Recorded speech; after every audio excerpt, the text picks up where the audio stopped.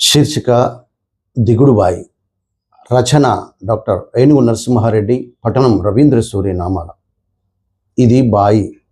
లోపలికి దిగినాక మెట్లు దిబిల్లుమంటాయి. నిమ్మలంగా కూర్చోను లేము, కాళ్ళు బారాజాపి పండుకోను లేము. బయట లోకం చప్పుడంతా తెలుస్తుంటుంది. మన ఎగపోత ఎవ్వరికి వినిపించదు. జలచరమైతేనే నీళ్ళల్లో బతుకుతాం. ప్రాణం కోసం లక్షణం మార్చుకున్నా అది ఉత్త బతుకు. జీవించడం ఎట్లయితుంది? జలచరాలు భయపడ్డాయి. విషం లేని నీర్కండి గచ్చున వణికిస్తుంది. పైనుంచి మాట్లాడే వాళ్ళంతా లంగోటి దోస్తులే. ఎవరు మెట్లేసి పైకి తీస్తారు ఓడుపుగా. భూగర్భంలోకి వెళ్ళి రత్నరాసుల్ని కొల్లగొట్టి కడుపులో చెల్లకదలని వాళ్ళు మేమంతా నీళ్ళ గురించి కలబెడుతుంటే వీడు నీళ్ళలోనే ఉండని గలగలలాడతారు.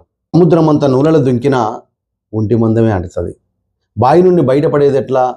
సూర్యోదయాన్ని చూడాలని ఎంత ఒడుపు చేసినా బయటకు వచ్చే వరకు పొద్దుగుతుందో ఏమో. ఇంకా కాలం ఎంత మారాలి? అడుగుపట్టిన వాడు పైకి రావాలంటే పైకి పోవాల్సిందేనా? రచన డాక్టర్ ఏనుగు నరసింహారెడ్డి.